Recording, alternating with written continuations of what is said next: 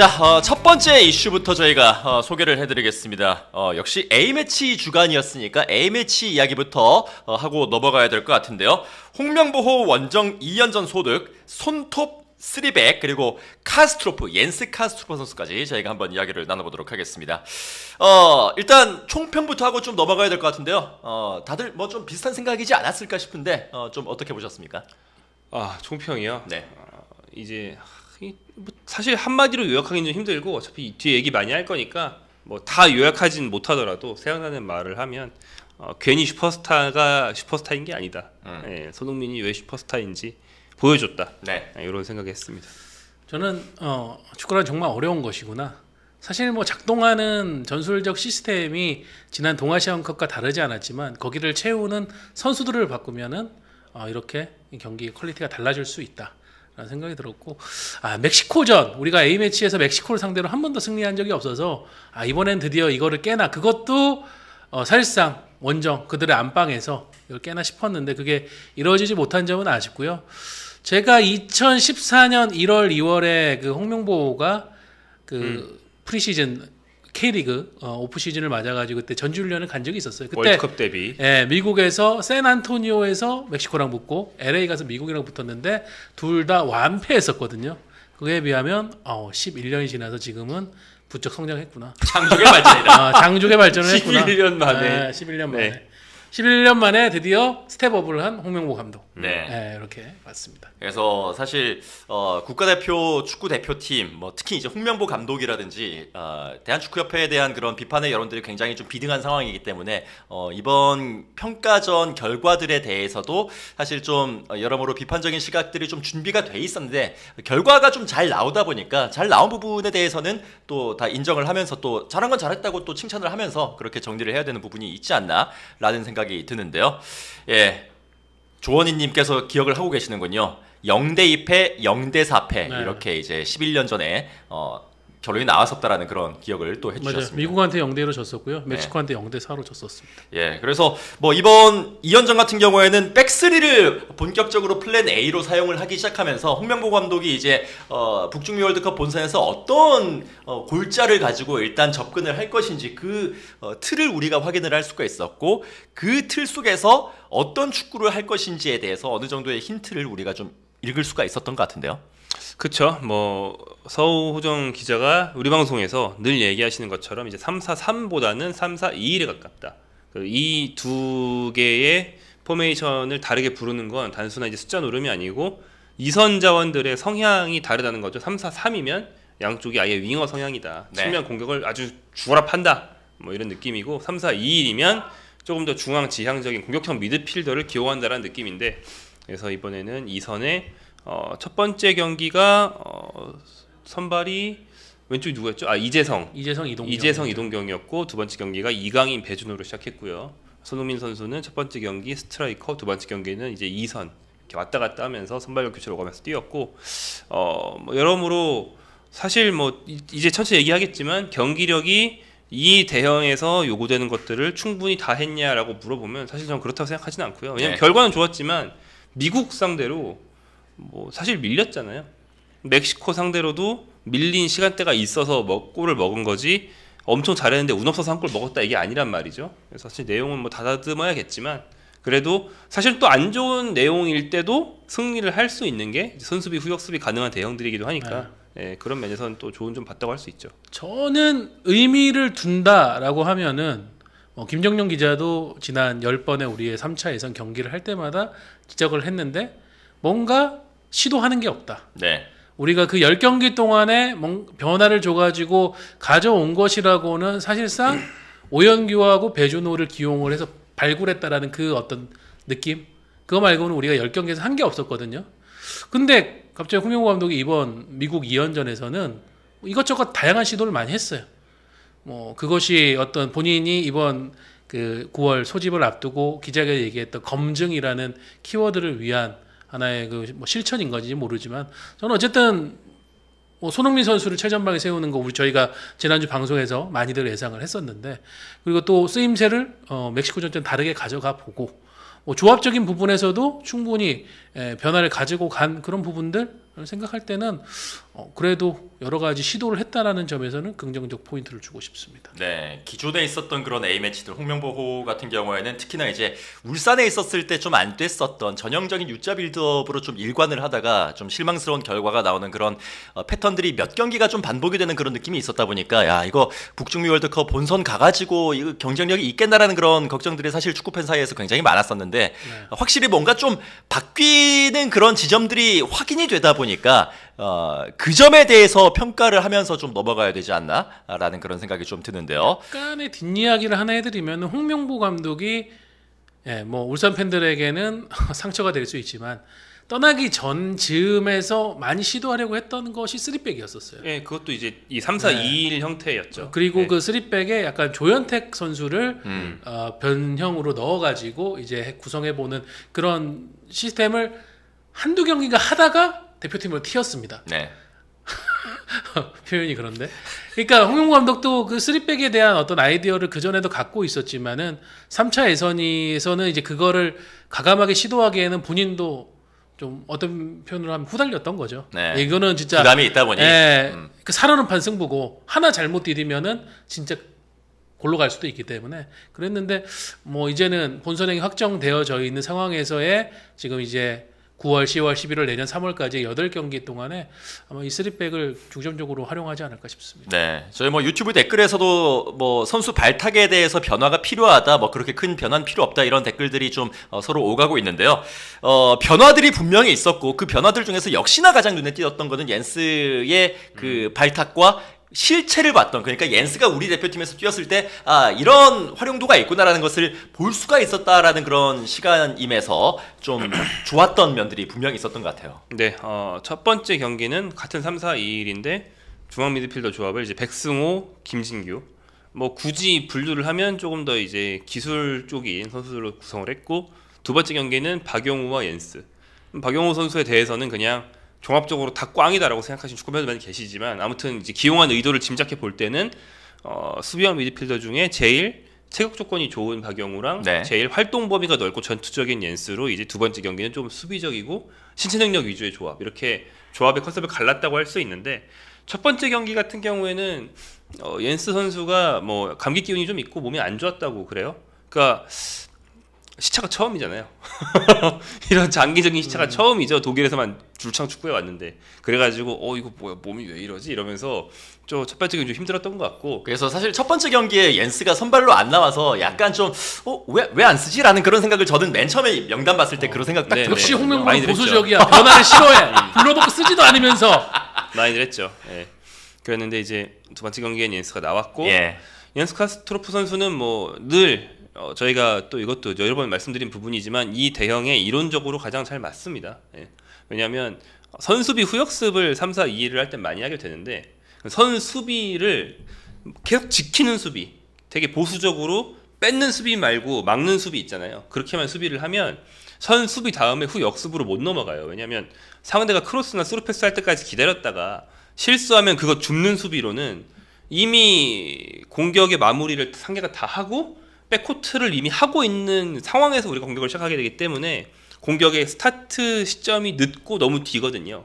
그래서 수비라는 뒤로 물려서 선수비 후역습을 할 거면 역습을 위해서는 뺏는 수비를 해야 됩니다. 네. 뒤에 뭐 5-4나 5-2 형태로 수비를 하다가 누군가는 좀 모험적으로 튀어나가지고 직접 뭐 양발 태클을 하든 어깨로 밀든 해서 공을 뺏고, 거기서 이제 상대 실수를 우리가 이제 능동적으로 유발한 다음에 역습으로 나가야 역습이 된단 말이죠. 근데 옌스 카스트로프가 이거 상당히 잘해줄 수 있는 스타일이고, 뭐 완벽하진 않았지만 멕시코전 전반전에 이런 전술적인 역할에 해당하는 모습들을 되게 여러 번 보여줬어요. 네, 그래서 앞으로 좀 긍정적이라고 생각이 됩니다. 네. 저는 이제 그 경기라고 외적으로 옌스 선수가 열심히 예고가를 따라 부르는 모습, 좀 신선하게 다가왔던 게 뭐냐면은 국가간이라는 게 요즘에 되게 희미해지는 시대입니다. 뭐 저희도 약간 이제 그런 세대에 겹쳐져 있고, 저희보다 훨씬 또 젊은 세대들은 더 이제 그런 부분에서 자유로운 편이죠. 우리 대표팀도 거기에 어떤 이슈들이 있을 거라고 봐요. 예전만큼 내가 뭐 이제 태극마크도 여기 유니폼에서는 없고 이제 뒤로 갔지만은 대표팀에 와서 하는 건 영광이지만 또 대표팀을 위해서 내가 너무 희생하는 거는 또 손해일 수도 있어. 이렇게 생각할 수도 있을 건데 저는 그 옌스 선수가 미국전에서는 벤치에서 또 그 멕시코전에서는 스타팅 11으로 같이 서가지고 계속 따라 부르고 열심히 하는 그 모습을 보면서 이 선수는 제외 혼혈 선수지만 이렇게 대표팀이라는 것에 정말 오고 싶었구나. 이거에 대해서 특별한 감정을 갖고 있구나. 그걸 보여주면서 우리 선수도 다른 선수들도 느꼈을 뭔가가 있었으면 좋겠다라는 생각도 들더라고요. 기회의 소중함이라든지 네. 뭐 그런 것들. 애국가를 부르는 옌스 선수의 입을 볼 때 싱크가 정확했다. 네.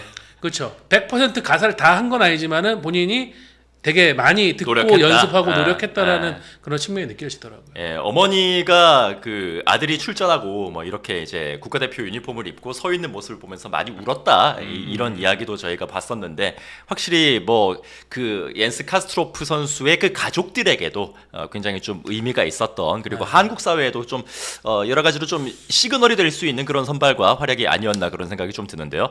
박용호 선수 얘기 조금 해볼까요? 지금 댓글에 사실 우리가 네. 옌스 이야기를 하다 보니까 박용우 선수의 이야기로 좀 가득합니다.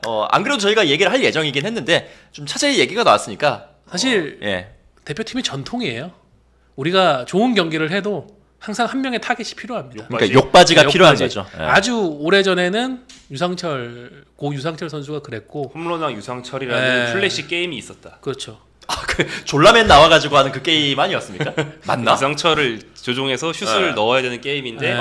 기본적으로 유상철은 못 넣는다라는 전제가 이제 대중들이 깔려 있죠. 맞아요. 그런 게임이 있다는 게. 그 약간 뭐 외계인 잡고 이랬던 게임인 것 같은데 스토리 라인이. 맞아요. 뭐 플래시 그런 게 게임이었어요. 있었나요? 플래시 게임이었던 걸로 제가 단순한 기억을 해요. 플래시 네. 게임이었어요. 예, 예, 아무튼 그러면서 이제 히딩크 감독 구해야 되는 그런 게임이었는데 그랬어요. 늘 그랬어요. 우리 대표팀에는 어떤 타깃이 필요했습니다. 유상철. 그 뒤에는 저는 이제 조병국도 기억나고 자책골을 불운하게 넣었는데 그걸로 해서 저 선수가 무슨 대표 선수냐 이러면서 두고두고 까였죠. 예, 두고두고 까였었던 것도 기억나고 근래에도 뭐 여기에서 이제 채팅하시는 분들 중에 뜨끔하신 분들 많을 거예요.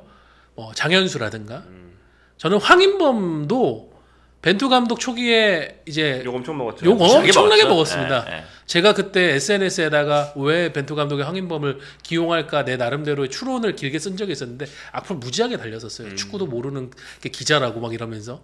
근데 지금 황인범 선수에 대한 그런 얘기 전혀 없죠. 정우영 선수도 욕 많이 먹었었습니다. 그쵸. 예. 그리고 이제 지금 지난 한 2년은 박용우의 시대예요. 예. 멕시코전에서 그렇죠. 왜 백패스를 하느냐라고 질문을 하는데 선택지가 없을 때는 우리가 공을 상대에게 넘겨줄 필요가 없기 때문에 백패스를 할 수도 있습니다. 물론 저는 박용우 선수의 어떤 그런 좀 소극적인 부분 선수가 경기 중에 보여요. 심리적으로 이 선수 되게 소극적으로 지금 한 번 실수를 하고 나면 그게 굉장히 오래 갑니다. 텐션이 실수하고 나서 안 좋은 텐션이 그런 부분을 되게 안타깝게 생각을 하지만은 어쨌든 저는 박용우 선수가 3차 예선 10경기에서 기여한 부분이라는 게 존재를 하고 있고 그런 것들에 대한 어떤 보상이 멕시코전에서의 선발 출전이었다고 생각을 해요. 근데 그걸 보고 나서 홍명보 감독이나 코칭 스태프가 우리가 새롭게 구사하려는 전술 안에서 박용우 역할에 대한 평가를 할 것이고 그렇죠. 그것이 10월, 11월 또 어떻게 할지는 모르는 겁니다. 근데 제가 볼 때는 큰 실수는 하지 않았거든요. 멕시코전 때. 근데 모든 타깃은 다 박용우 선수한테 가더라고요. 그러니까 뭐 간단한 거예요. 그러니까 논리적인 건데 뭘 4-2-3-1 하는 동안 뭐 경기력이 아주 좋은 편은 아니었을지라도 아무튼 주전 수비형 미드필더였잖아요. 그럼 3-4-2-1을 테스트할 때도 그 선수를 선발해서 뭐 두 경기 중에 한 경기에 한 절반 정도 이제 기회를 주면서 이 선수가 3-4-2-1에서는 혹시나 더 나은 모습을 보일 수도 있을지 실전에서 한번 테스트는 해봐야죠. 당연히 써봐야 되는 거지 투입 자체만 가지고 너 뭐 얘랑 뭐 친인척이 있냐 이렇게 울산 카르텔이야? 네, 뭐 그렇게 할 필요는 없다. 근데 둘째로 이 경기를 이제 박용호 선수를 까면서 많이들 얘기하는 게 3백인데 라볼 피아노를 하고 있다 그러면서 박용호 선수가 센터백 옆으로 내려오는 장면을 캡처해가지고 분석을 하는 경우들이 많거든요.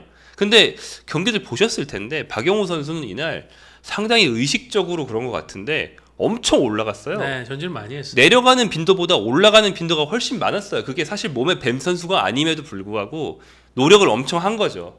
근데 이제 그래서 평가가 안 좋으면 뭐 앞으로는 입지가 줄어들든지 안 뽑힐 수도 있지만 아무튼 이날은 뭐 뽑고 출전시키는 것까지는 당연히 해야 되는 일이다. 네. 둘째로 본인이 이 대형에 맞추기 위해서 노력한 흔적들은 있었다. 네. 뭐 경기력 평가는 저도 막 좋다고 생각하지는 않지만 그렇다고 해서 박용호 혼자만 낙제고 뭐 이렇진 않다. 네. 그럼에도 불구하고 저는 뭐 제 사견을 더한다면 지금 이번 두 경기 제가 지난주에 여기서 방송에서 얘기했나 어디서 얘기했는지 모르겠는데 첫 경기를 아마 3백을 쓸 것 같고 그게 결과가 괜찮으면은 멕시코전도 했어요. 3백을 갈 것 같더라고 얘기를 드렸었는데 홍명보 감독은 기자회견에서 아직 플랜 A는 아니다라고 조금 뭐 늘 그렇듯이 그분다운 어떤 보수적인 발언을 했지만 네. 저는 이미 흐름이 이제는 3-4-2-1이 기본이 될 것 같다라는 생각이 들거든요. 그 안에서 박용호 선수가 자신의 장점을 다 발휘하기에는 지금 현재 있는 다른 미드필더들이 경쟁력이 조금 더 우수하다고 봅니다. 그리고 그 증거가 미국전에서 홍명보 감독이 황인범이 없는 상황에서 백승호하고 김진규를 먼저 선발로 내세운 것도 그런 뭐 내부에서의 어떤 예상이나 평가에서 기반한 선택이라고 보고요. 아마 조금 더 계속 입지가 줄지는 않을까 싶은데 그래도 뭐 박용호 선수가 본선에 갈 확률에 대해서는 저는 뭐 꽤 있다라고 보는 편이고요. 그러니까 네. 뭐 더블 스쿼드를 구성한다 했을 때 수비형 미드필더를 4명 뽑는다 치면 네. 그 중에 한 자리 정도는 들어갈 수 있는 정도 입지가 남아 있다. 그리고 우리가 상대에 그런 따라가지고 또 이제 본선에 가가지고는 기존의 4-2-3-1이 플랜 B로서 유용한 어떤 선택지가 될 수도 있어요. 그때 되면은 또 박용호 선수가 뭐 또 우선순위로 올라갈 수도 있는 거니까 그 부분에 대한 감독이라는 거는 뭐 과거에는 23명 지금은 26명의 선수를 구성하는 데 있어서 정말 별의별의 가능성까지 다 생각을 해가지고 선수를 뽑아가거든요. 그 안에 들어가는 거는 뭐 저는 박용호 선수 들어가도 이상할 건 없다 그렇게 생각합니다. 그 한 가지만 더 얘기하면 옌스 카스트로프를 앞으로 이제 주전으로 테스트를 조금 더 해봐야 한다고 생각을 할 때 옌스 카스트로프가 이론적으로 대표팀에서 할 수 있는 역할과 실제로 소속팀 메넨글라드바에서 한 역할이 좀 다르다는 문제가 있다. 무슨 얘기냐면 제가 여기 방송에서도 얘기하고 이론적으로 카스트로프는 3-4-2-1에서 이제 가장 뒤쪽에 있는 미드필더, 수비형 미드필더를 할 수 있는 능력이 다 갖춰져 있습니다. 뭐 제가 늘 비교하는 일본의 사노카이슈랑 상당히 뭐 출신 성분이나 밟아온 길이 비슷하다. 충분히 할 수 있다.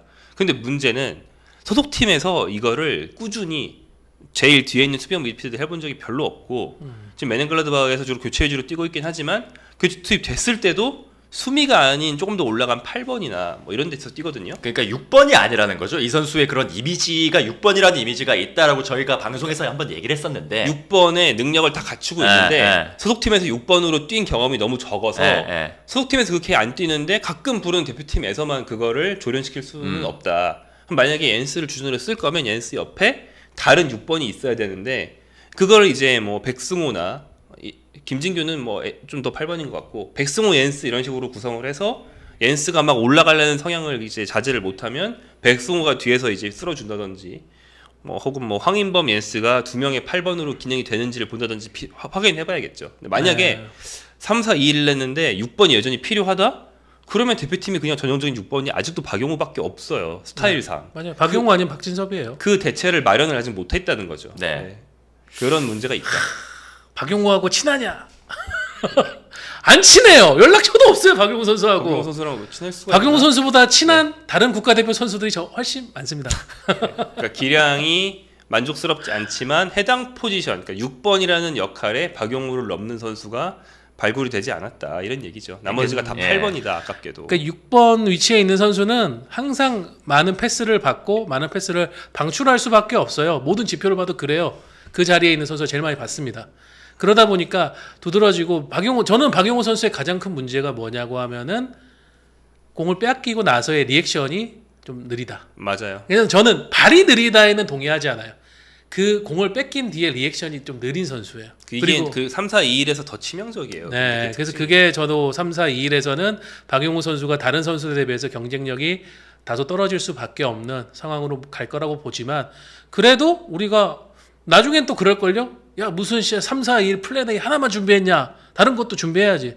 다른 것도 준비할 겁니다. 그걸 고려해서 박용호 선수라든가 혹은 박용호 선수보다 남은 시간 동안 더 나은 어떤 대체자, 대안이 생기면은 이제 그 선수가 가겠죠. 네.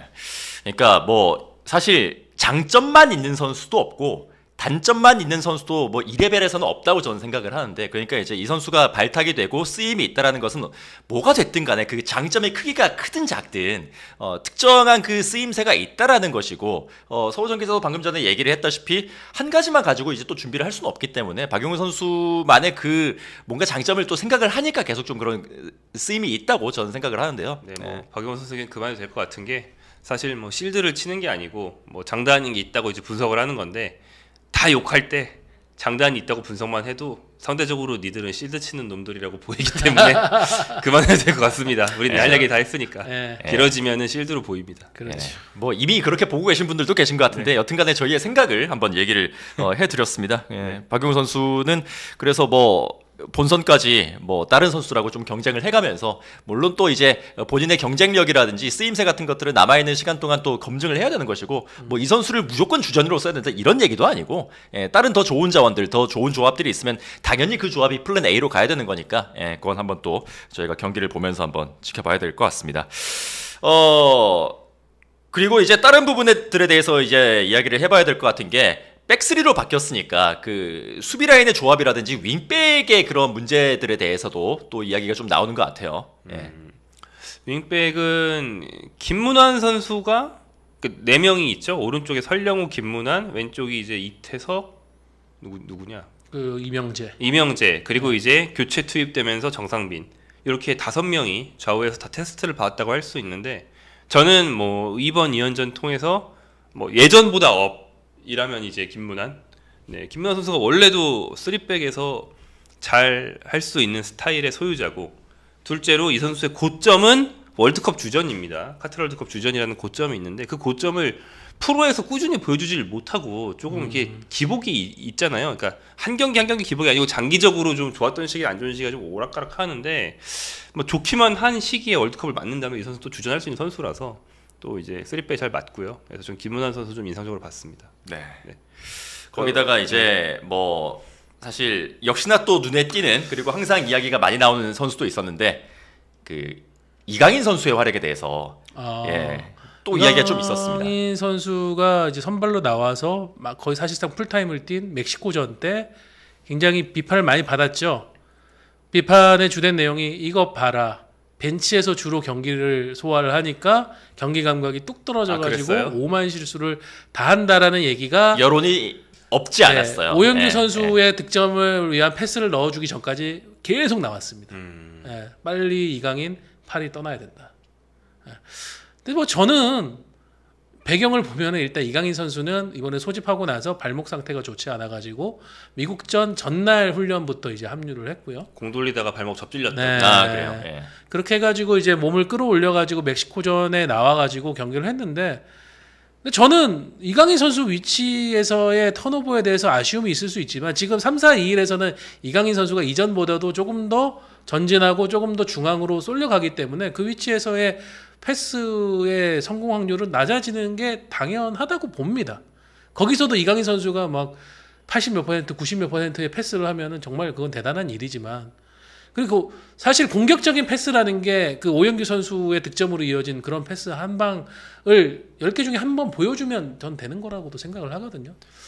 멋진 그 하이라이트라는 측면에서 보면 이강인 선수는 그 경기 하이라이트 잘 나옵니다. 왜냐하면 멋있는 스루 패스가 최소 2개, 그래서 이제 찬스 메이킹이 총 3개, 그 중에 어시스트가 하나 있었고, 물론 오영규 선수의 골로 이어진 패스도 좋은 스루 패스였지만 전반전에 스루 패스가 멋있긴 진짜 멋있었죠. 그 왼발 아웃프런트로 탁 찍어가지고 수비 배우로 줬는데 오영규 선수 왼발 슛이 빗나갔죠.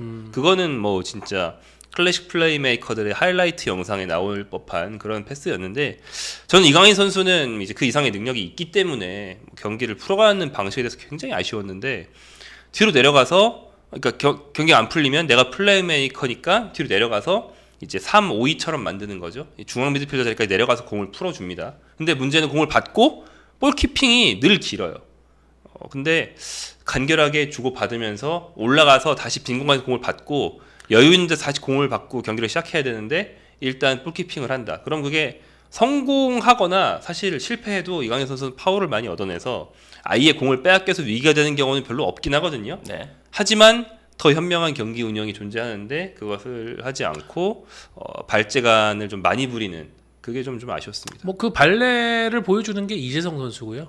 이재성 선수는 항상 간결하고 빠르게 다음 공격 움직임을 위한 좋은 위치와 동작, 볼 트래픽을 만들어 놓고 플레이를 하는 선수니까. 그 미국전에서 이동경도 그랬어요. 그러니까 좀 패스가 착착 맞아 들어갔던 그 미국전 득점 같은 경우에 많이들 올라가서 공이 도는 순간부터가 이제 하이라이트에 나오는 부분이라서 그걸 많이 생각하시는데 결정적인 그 골을 만든 대목은 이동경은 내려가고 이재성은 올라가면서 두 명의 공미가 위아래로 찢어지고 그 다음에 이동경이 설령우가 못 받은 공을 옆에서 받은 다음에 굉장히 간결하게 전개를 해줍니다. 그래서 이동경이 내려가서 빠르게 옆으로 줬기 때문에 김진규가 롱패스를 찍어 찰 수 있었고 그걸 이재성이 머리로 떨구면서 시작한 패스가 쫙 돌다가 패스에서 이동경의 슛까지 이어진 거거든요. 그러니까 이동경이 뒤로 내려가서 풀어주고 어느새 올라가서 뒤꿈치로 마무리를 한 거죠.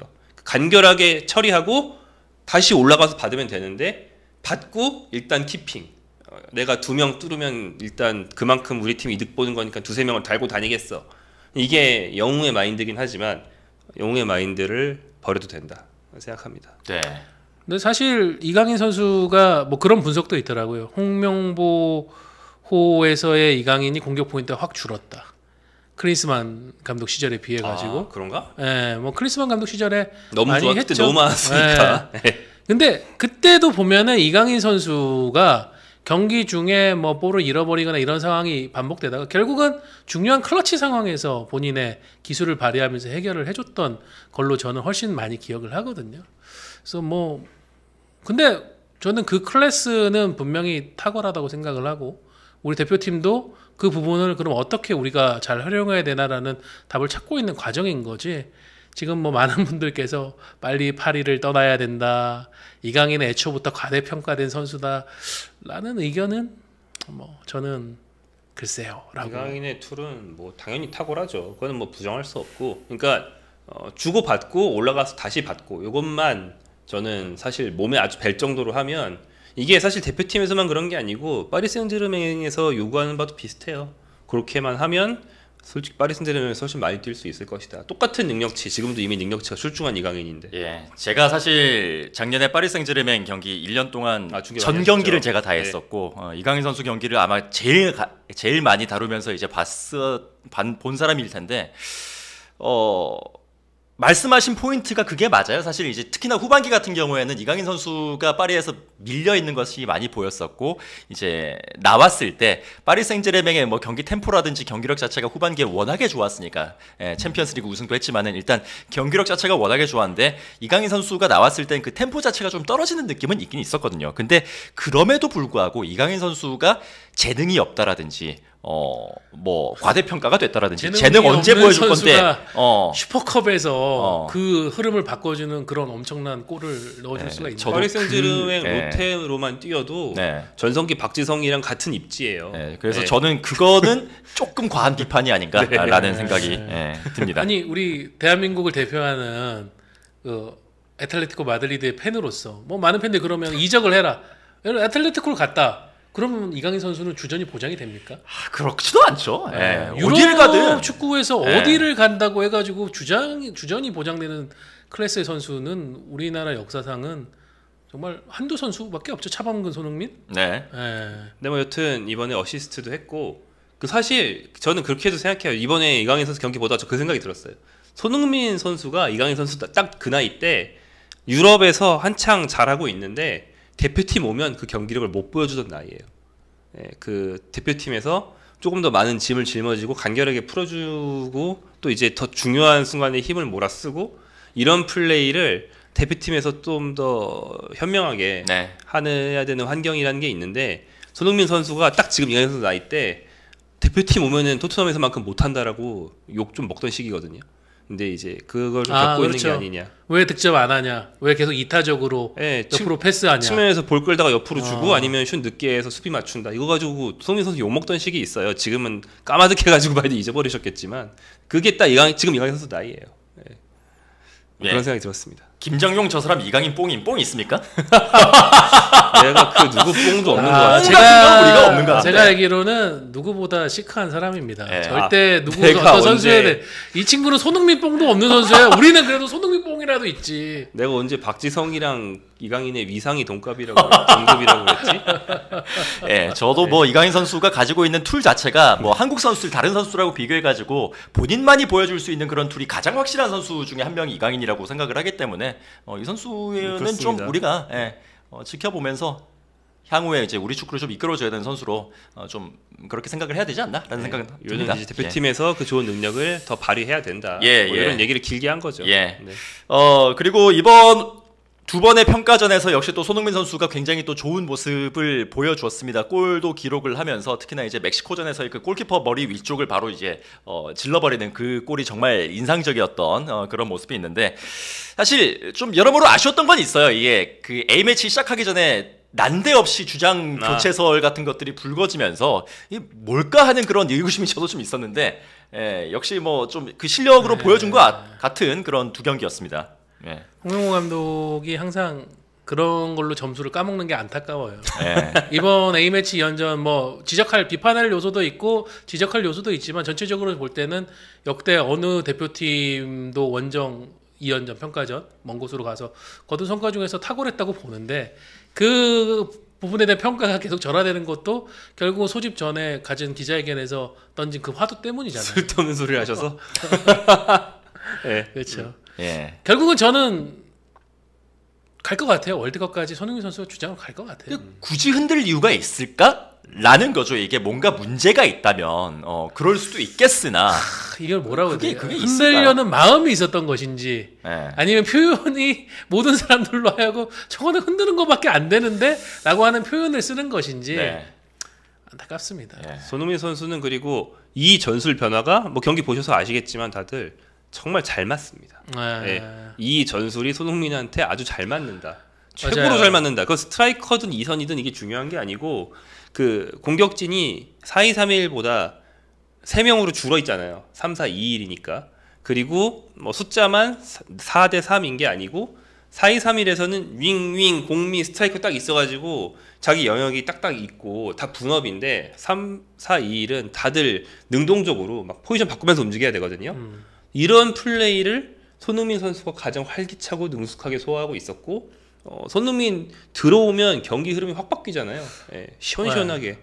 그 저도 신기한 게 김정용 기자가 얘기한 것처럼 이 3백에 기반한 축구는 되게 유틸리티 플레이어들이 막 휘젓고 여기저기를 막 자기들이 포지션 체인징을 하고 익스체인지 하면서 계속 뭔가를 만들어가는 다양한 능력을 요구받는 자리다 보니까 오히려 동선이 겹칠 것 같은데 생각해보면은 손흥민 선수가 4-2-3-1에서 왼쪽 측면에 섰을 때가 오히려 동선이 더 많이 그럼요. 다른 선수가 겹쳤던 것 같아요. 신기할 정도로 3-4-2-1에서는 손흥민 선수의 그 위치가 잘 본인이 뭔가를 할 수 있는 시퀀스를 만들 수 있는 좋은 여유가 생기는 것 같아가지고 저도 이 전술이 의도했는지 안 했는지 모르겠지만 손흥민을 위한 전술이다라는 생각이 듭니다. 그러니까 경기 돌아가는 거 봐서 눈치 빠르게 중앙 공격형 미드필더처럼 가서 공 줄 때 주고 측면 가서 이제 측면 공격이 안 되는 것 같으면 가서 공 받으면서 네. 측면 스루패스 받을 때 받고 그러다가 이제 마무리 구면에서는 올라가서 투톱이 되어가지고 그래서 골을 노린다. 네. 이런 거를 동시에 다 해야 되는데 손흥민 선수가 멕시코전에서 이거를 다 해줬죠. 그렇죠. 그 골 넣을 때도 보면은 결과적으로 오영규 선수하고 투 스트라이커 같은 대형을 유지를 하면서 또 좋은 장면을 만들었었고. 뭐 시간이 흐르고 이 선수가 이제 선수 생활의 황혼기를 슬슬 준비를 한다라고 하더라도 어쨌거나 지금 국가대표팀에서도 가장 우리가 가지고 있는 강력한 무기가 손흥민 선수니까 이 선수를 가장 잘 활용할 수 있는 이 선수의 강점을 좀 극대화할 수 있는 전술이 있다면은 사실 그런 거를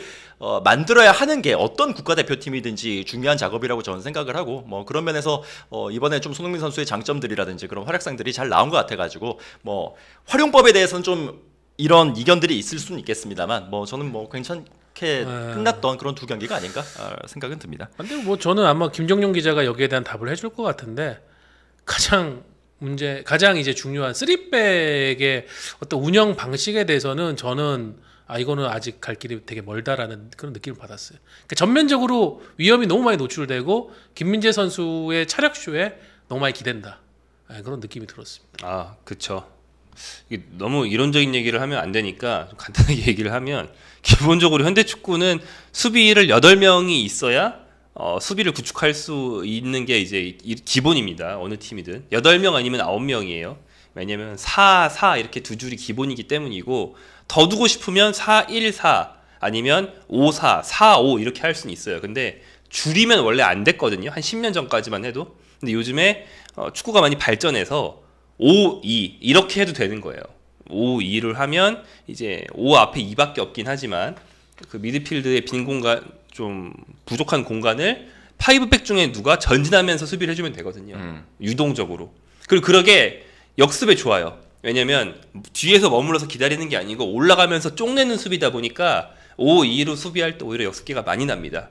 그러면서 쪽낸 걸 앞에서 기다리고 있는 3명이 역습으로 받아 넣는다. 이게 사실은 3, 4, 2, 1이 요즘 득세하는 중요한 이유 중에 하나예요. 그래서 물러나서 수비를 시작하더라도 수비할 때는 나가면서 수비하고 붙으면서 수비해야 되거든요. 근데 김민재, 카스트로프 빼고 나머지 미드필더 및 센터백 및 윙백들이 다 수비를 소극적으로 한다. 여기서 한국이 멕시코전 막판에 계속 밀리는 이유가 나오고 그리고 페널티 박스로 투입되는 횟수가 너무 많으니까 2골 먹는 거죠. 사실 2번 투입돼서 실수로 2골 먹은 게 아니에요. 멕시코가 한국 페널티 박스로 투입한 게 막판 10분 동안만 한 10번 될걸요? 지속적으로 네. 두드리다가 이제 걸린 네, 거다. 그 중에 하나 먹은 거기 때문에 이거는 수비수 개개인을 뭐라고, 그러니까 마지막 실수를 뭐라고 할 수가 없고 애초에 올라가면서 쪽내고 압박하고 이걸 안 했던 게 문제인데 그런 면에서 전진 수비가 몸에 배 있는 선수가 김민재밖에 없다는 거. 나머지 선수들도 너 발 빠른데 너 올라가면서 수비 좀 해. 이런 요구를 지속적으로 받으면서 준비를 해야 된다. 네. 뭐 되게 당연한 이야기일 수도 있는데 오늘 저 이근호 해설위원을 만나가지고 뭐 이런저런 이야기를 좀 했었는데 그 이야기를 하더라고요. 이제 다 좋은데 김민재라든지 이제 뭐 손흥민이라든지 특히 이제 김민재 선수를 이야기를 하면서 이렇게 좀 각 라인별로 그러니까 수비 뭐 미들 그리고 공격 라인별로 좀 대체 불가능한 그런 선수들이 워낙에 존재감이 크다 보니까 그런 선수들이 있는데 그럼 이 선수들이 유사시에 뭐 다쳤다든지 카드 트러블에 걸린다든지 이래가지고 못 나왔을 시에 그러면은 이 공백을 어떻게 좀 구조적으로 메울 것인지 뭐 이거는 이제 좀 많이 고민을 해봐야 될 것 같다. 당장 네. 카타르 월드컵 때만 해도 손흥민 선수 대회 직전에 안면 골절 네, 당했고 네. 김민재 선수 대회 중에 다쳐가지고 그렇죠. 못 종아리 뛰었고. 나가서. 예. 그런 상황에 대해서 뭐 그 지적이 맞아요. 의존도가 너무 높은 또 축구이기 때문에 그 양면성 뭐 저 선수들의 그런 또 한 번에 문제가 발생하지 말라는 법 없으니까 네. 그 발생하면 대체하기는 진짜 어려운 것 같습니다. 근데 이제 그러니까 이게 대표팀이 소집 기간이 짧으니까 조련이 힘들긴 하지만 이런 식의 전진하는 3백 그리고 이제 좀 적극적으로 수비하는 3백이 꼭 김민재가 발이 빨라서만 가능한 게 아니에요. 이거는 그냥 마인드의 문제거든요. 그러니까 제가 제일 좋은 표본으로 삼는 팀이 이제 한창 좋을 때 아탈란타인데 아탈란타가 이제 3-4-2-1을 유행시킨 중요한 팀 중에 하나입니다. 왜냐면 전체 연봉이 되게 낮은데도 불구하고 이 축구가 잘 먹혀서 막 세리아 3위하고 챔스 8강 가고 막 그랬거든요. 근데 이 팀이 공격진은 능력치 좋은 선수들이 있는데 센터백들은 게임으로 치면 뭐 60몇 오버롤 60몇 오버롤 어빌. 뭐 이런 선수들 진짜 뭐 발 느린 센터백들을 3명 세웠는데 발이 느려도 올라가서 붙고 발이 느려도 전진 수비합니다. 그게 오히려 리스크를 줄이는 길이라는 거를 감독이 정확히 주시시키고 그렇게 나가면 할 수 있거든요. 그래서 결국에는 컨셉의 문제가 확실하게 인지가 되어 있으면 꼭 김민재가 아니라도 할 수 있다. 짜임새와 완성도의 문제다. 예, 마인드의 알겠습니다. 문제고. 예. 예, 수원 삼성 제 5대 감독 이임생 감독님이 생각나네요. 뭐가 무서워서 뒤로 가! 사실 그게 요즘 축구에 굉장히 맞는 말이에요. 예. 루이스 엘리케도 훈련장에서 똑같은 말 할걸요? 예, 예. 스페인어로? 예. 그래서 이제 뭐 그런 대체 불가능한 선수들이 있는 포지션이 있는 한편은 이제 또 두 경기 같은 경우에 번갈아 가면서 나온 포지션이 있는데 이제 또 골키퍼 포지션은 바뀌었습니다. 첫 번째 경기는 조현우 선수 나왔고 이제 두 번째 경기는 김승규 선수가 나왔었는데 뭐 나름대로의 그런 강점 같은 것들도 잘 보여줬던 것 같고 많은 예. 분들이 이제 잊고 계셨던 원래는 대표팀 주전인데 부상으로 진짜 부상에 재부상으로 오래 쉬었던 예. 김승규 선수가 돌아왔어요. 사실 뭐 다른 여러 시끄러운 게 없고 별 이슈가 없으면 이 감동적인 드라마에 대해서 사람들이 엄청 얘기를 했을 수도 있는데 많이 묻혔죠. 편안했죠. 많이 다른 쪽으로 다 이슈를 묻혔어요. 갔죠. 네. 근데 아무튼 잘해줬어요. 예. 결론적으로. 네.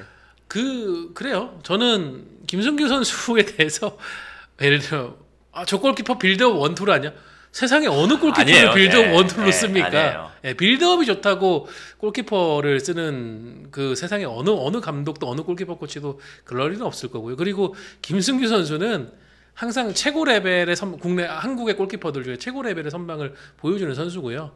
근데 다만 저는 조현우 선수가 워낙 선방의 임팩트가 이 선수는 강한 스타일이에요. 그게 가장 대표적이었던 게 러시아 월드컵 때였었고 지금도 여전히 울산에서나 대표팀에서도 보면은 지난 미국전 때 그 막바지 2단 선방처럼 예, 임팩트가 굉장히 크기 때문에 내리 강하게 남는단 말이에요.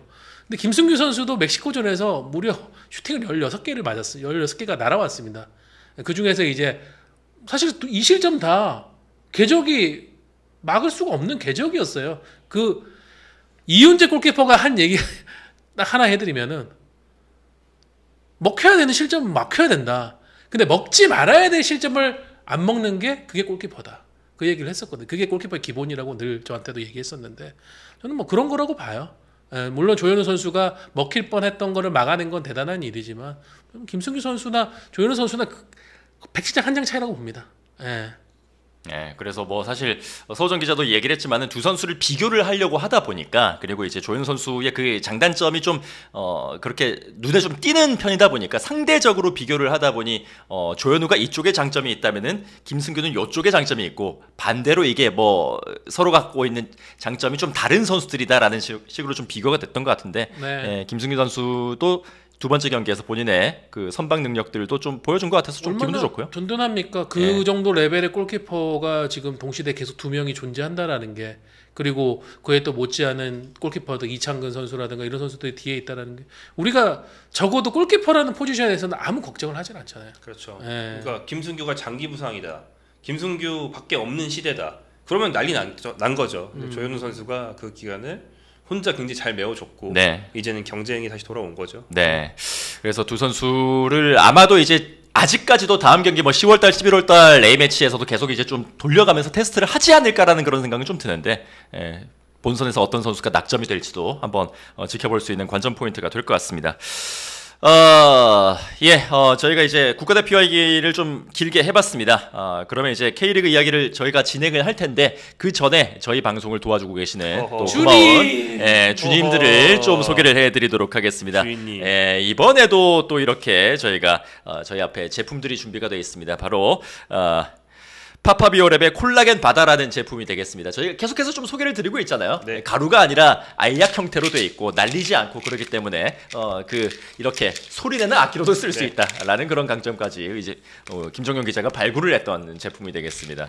ASMR용으로도 쓸 수 있는 그런 제품이 될 텐데 콜라겐을 드시면서 좀 이 피부 건강이라든지 이너뷰티라든지 이런 것들 본인의 건강 관리에 대해서 좀 관심이 있으신 분들은 이 제품도 참 좋은 제품 잘 나왔으니까요. 고려를 해주시면 좋을 것 같습니다. 저희 구독자들을 위한 할인 코드가 또 마련이 되어 있습니다. 방송 더보기란에 준비가 되어 있는데요. 할인 코드를 적용을 하면 20% 할인이 됩니다. 이 제품뿐만이 아니라 파파비오랩의 다른 제품들에 대해서도 또 20%가 동시에 할인이 됩니다. 지금 주요 채팅창에도 저희 스포츠 앰플러스에서 띄워드리고 있는데요. 저 주소로 들어가시면 20% 할인을 받으실 수 있으니까 본인에게 맞는 제품 골라서 구매를 해주시면 저희 살림살이에 굉장히 좀 도움이 될 것 같습니다. 간다간다 뿅님께서 정확한 팩트를 얘기를 해주셨습니다. K리그 경기장에서 여자친구 사귀려면 저거 챙겨야 그래? 그런 거였어요? 이걸로 플러팅하는 겁니까? 네. 요즘에 K리그 팀들이 나는 솔로다의 영향인지 요즘에 미팅 이벤트를 되게 많이 하더라고요. 저 부천 갔다 왔거든요. 네. 거기서도 하고 있더라고요. 그 가셔서 콜라겐 바다를 갖다 놓고 혹시 아시나요? 콜라겐 바다를 당신의 피부를 생각해 가져왔습니다라고 하면은 좋은 플러팅 멘트가 되지 않을까요? 그래서 저희가 그 5만 명이 됐을 때 공개 방송을 할 수 있다라고 말씀을 드렸는데 그 5만 명 공개 방송의 퀄리티를 가장 직접적으로 이제 높여주실 수 있는 방법이 저희 파파비오랩의 이 제품들을 구매해 주시는 거니까 많이 관심을 부탁을 드리겠습니다. 양치질 좋아하세요? 콜라겐 먹고 양치질하기 귀찮았던 분들, 이 콜라겐을 주목하세요. 가루 혹은 젤리형 콜라겐 섭취 후 입속 잔여감, 입냄새, 치약 기임, 충치 걱정하시는 분들이 있다면 오늘부터 콜라겐 바다로 바꿔보세요. 당 제로, 트랜스 지방 제로, 알약 타입 최고 함량 하루 2000mg, 흡수력이 좋은 초저분자 300달톤 PC 콜라겐 펩타이드, 피부에 좋은 히알루론산까지 당과 트랜스 지방이 실은 깔끔쟁이 당신을 위한 콜라겐. 오늘부터 당장 바꿔보세요. 콜라겐 바다. Plus，选秀云不